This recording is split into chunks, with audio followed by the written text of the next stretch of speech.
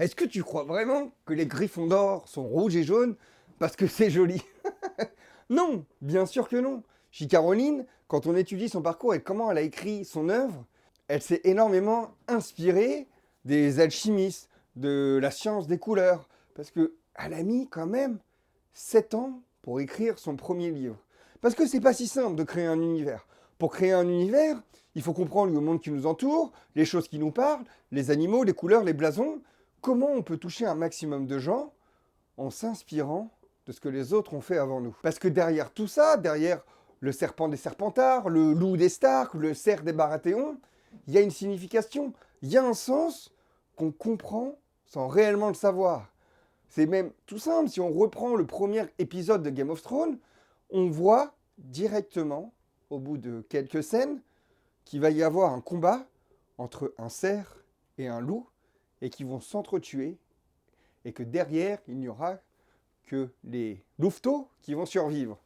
Comme si, entre guillemets, R.R. Martin nous avait montré, entre guillemets, ce qui allait se dérouler durant cette première saison, d'une manière plus symbolique, plus animale, pour nous dire, ah, ah, quand tu regarderas ça plus tard, tu comprendras que, en fait, dès le premier épisode, tu savais ce qui allait se passer. Et tout ça, c'est le jeu des auteurs. Apprendre à utiliser, à jouer avec les symboles pour en faire des contes, des légendes, des choses qu'ils enveloppent dans les papiers cadeaux. Et aujourd'hui, dans la pop culture, toute cette signification, que ce soit les animaux, les couleurs, les formes, elle est reprise partout. Mais quand je vous dis partout, c'est partout. Mais pour que je n'oublie rien, laissez-moi prendre mes notes. Parce que si on regarde, donc du coup, je vous disais, Harry Potter, les griffons d'or, c'est le courage. Le feu, c'est l'action. Pour le Serpentard, c'est le vert, parce que c'est l'eau, la ruse, l'intuition. Le serpent qui cache une sagesse un petit peu maléfique. Un savoir qu'il va falloir obtenir en se faisant face à nous-mêmes. Le jaune, pour les poux de souffle, c'est la terre, la loyauté, la stabilité. Et puis il nous reste les cerfs d'aigle, le bleu, l'air, la sagesse, la réflexion.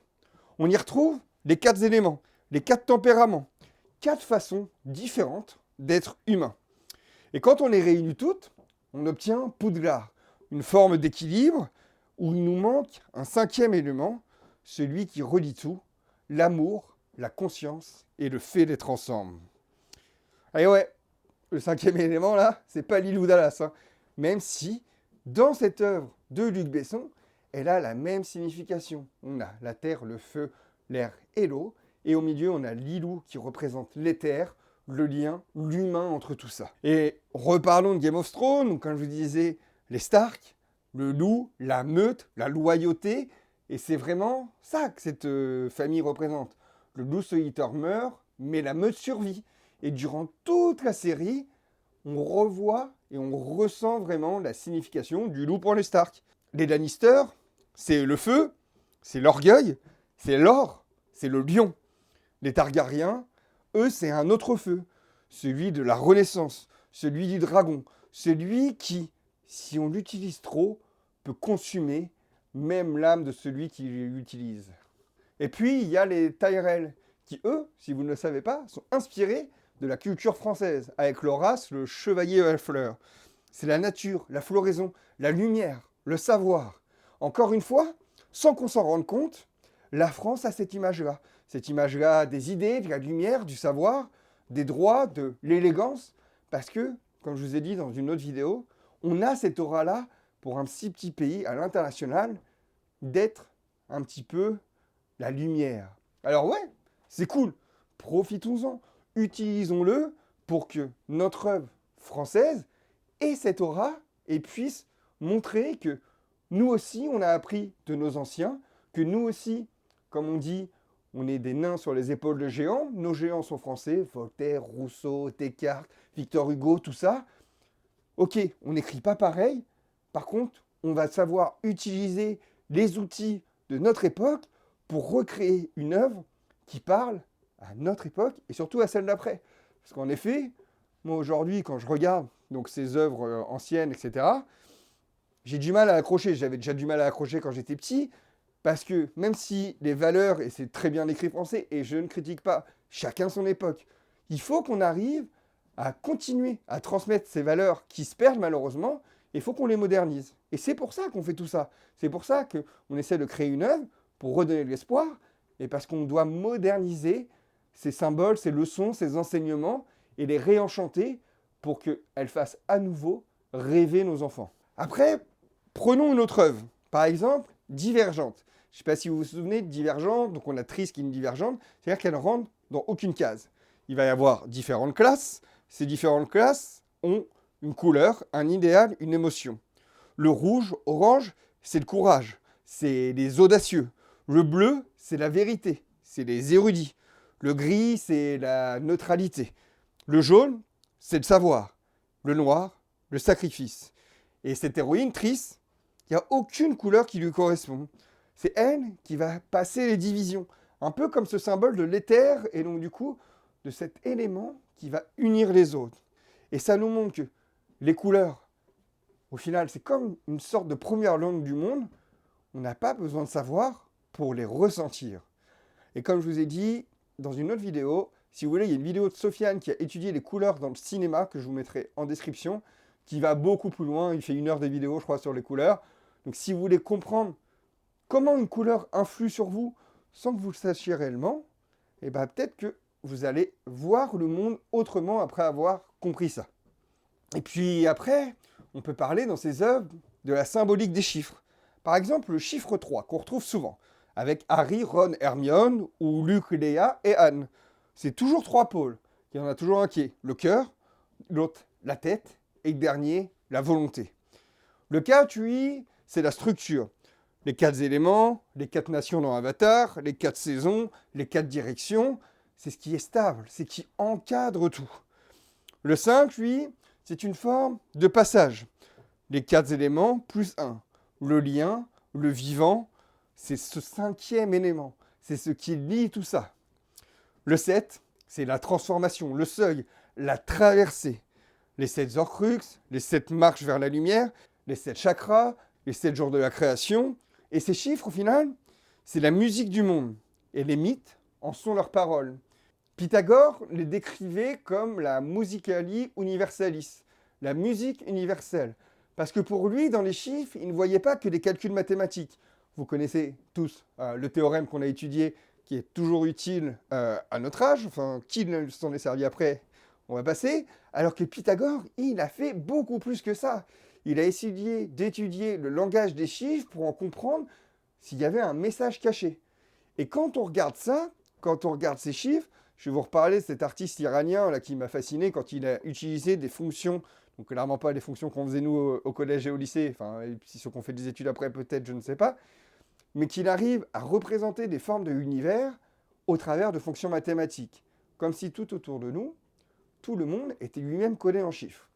Mais là, on est moins sur la symbolique, à part cette symbolique que les chiffres, eux aussi, peuvent créer une mélodie, une harmonie. Et puis, après, on va avoir les objets.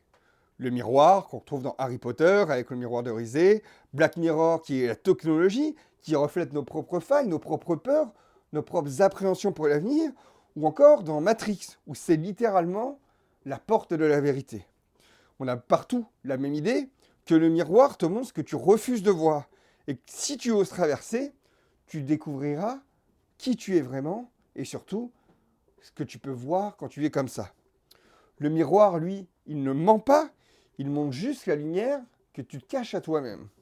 Et puis, on a le feu.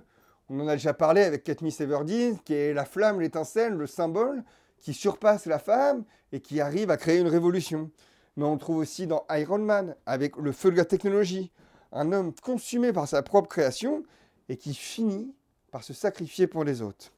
On a Daenerys dans Game of Thrones, c'est le feu de la Renaissance, mais au final c'est lui qui la consume. Au final, est-ce qu'on ne pouvait pas se douter que par cette représentation, parce qu'on lui avait attribué ce feu, à la fin, elle n'arriverait pas à le contenir et elle se brûlerait elle-même. Un peu comme son père. Le feu, c'est ça, hein. C'est la connaissance, mais sans amour, sans maîtrise, sans savoir, il brûle tout si on l'alimente trop.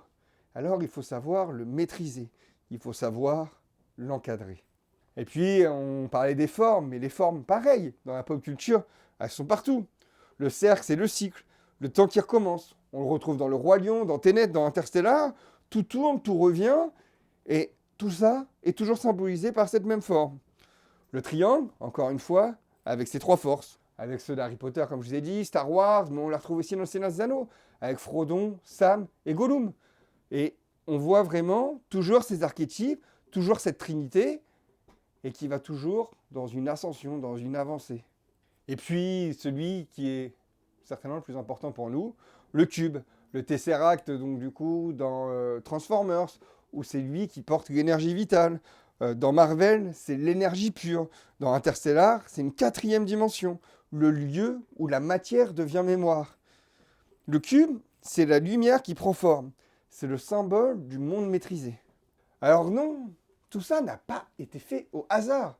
Les auteurs qui étaient avant nous, que ce soit les anciens et surtout les nouveaux qui ont eu accès à ce savoir plus facilement dans des bibliothèques, dans des autres œuvres, ont réussi déjà à unifier un petit peu tout ce langage un peu mythique, tout ce langage un petit peu caché. Mais alors nous, qu'est-ce qu'on pourrait en faire si on arrivait à comprendre chaque couleur, chaque animal, chaque forme, chaque nombre, et que ce langage universel, celui des symboles, reprenait vie au travers d'une œuvre dans laquelle tous peuvent s'identifier parce qu'on y réunirait toutes les civilisations. Alors oui, nos films, nos sagas, nos jeux ne font au final que réécrire les mythes d'hier avec les mots d'aujourd'hui. Nos écrans, nos cinémas sont nos nouveaux temples. Nos héros sont nos nouveaux dieux. Parce que les dieux, avant, transmettaient les mêmes messages. Quand il y avait des dieux polythéistes et pas un dieu seul comme le monothéiste a pris le devant, chaque dieu avait un message, un attribut. Le dieu de la chasse avait un arc, le dieu de la médecine avait un serpent, le dieu de la guerre était un guerrier. Enfin, vous voyez qu'ils avaient déjà tous ces archétypes, tous ces trucs, tous ces éléments, ces symboles qui les caractérisaient. Maintenant qu'on a vu que dans toutes ces œuvres, ces symboles étaient déjà présents, il faut que nous aussi on choisisse ce qu'on va mettre dans le nôtre. Qu'est-ce qu'on veut mettre comme élément qui soit indispensable? Il va falloir qu'on joue, comme je vous ai dit, avec les couleurs. Alors, est-ce qu'on utilise les 7 couleurs plutôt que les 4? Est-ce qu'on utilise les 5 éléments plutôt que les 4? Quels animaux on va utiliser? Est-ce qu'on va utiliser le pingouin qui est une symbolique que personne ne connaît, mais peut-être que je vous la raconterai dans un petit short, parce qu'elle me fait rire. Parce que j'ai un tatouage de pingouin, mais il ne faut pas le dire. Mais il y a plein de choses. Là, par exemple, on a Feng Wang, qui est le phénix, qu'on retrouve dans Harry Potter. Mais pareil, phénix, feu, renaissance. Et donc, ici, moi, j'ai commencé à rassembler les symboles qui étaient présents vraiment dans le monde. La porte, le miroir, l'épée. Parce que ça va forcément avoir une symbolique, soit dans un blason, soit dans une épreuve, soit dans une épopée. Parce que dans ces civilisations, on va forcément les retrouver. Et ce qui sera intéressant, justement, dans notre univers, dans notre histoire, dans notre monde, c'est que les gens, ils vont... Ah, je vous en dis peut-être pas trop tout de suite. Je me dis que on va garder ça pour après. Une fois qu'on aura raconté tout ce qu'il y a là, je vous raconterai ce que j'aimerais qu'il se passe dans l'histoire. Pour le moment, on parle des symboles. Désolé, j'ai failli lâcher une petite info. On garde ça pour plus tard. Et là, surtout, ce qu'on va devoir faire, c'est trouver un nouveau mur. Parce que pour assembler ces symboles, c'est bien, mais il faut qu'on leur donne vie. Et pour leur donner une vie, qu'est-ce qu'il nous faut de plus que des hommes, des femmes, qui ont marqué l'histoire, qui se sont servis de ces symboles, de ces symboliques, pour eux influencer l'histoire à leur époque. Que ce soit dans les livres, dans les maths, dans les sciences, dans les cœurs, dans l'amour, j'en sais rien. Mais là, il y en a plein qu'il va falloir que je vous fasse découvrir, parce qu'on va aussi s'inspirer d'eux, de s'inspirer de leurs pensées, de leur manière de voir le monde, de leur manière d'influencer le monde. Qu'est-ce qu'ils ont fait qu'aujourd'hui, à postérité, on se souvient d'eux? Qu'est-ce qui fait qu'ils ont marqué l'histoire? Parce qu'aujourd'hui, il y a quelque chose, moi, qui me perturbe, c'est comment on arrive à plus s'identifier à un Jon Snow, qui est un personnage fictif, etc., qu'à un Guillaume le Conquérant. Au final, c'est un peu pareil. Guillaume le Conquérant, c'était un bâtard qui allait reconquérir l'Angleterre, etc. Jon Snow, c'est un bâtard qui allait reconquérir, du coup, le nord du mur, etc. Est-ce qu'on ne pourrait pas retrouver des archétypes ou des personnages qui pourraient nous inspirer dans la réalité? Et bien ça, c'est ce qu'on voit à partir de la semaine prochaine.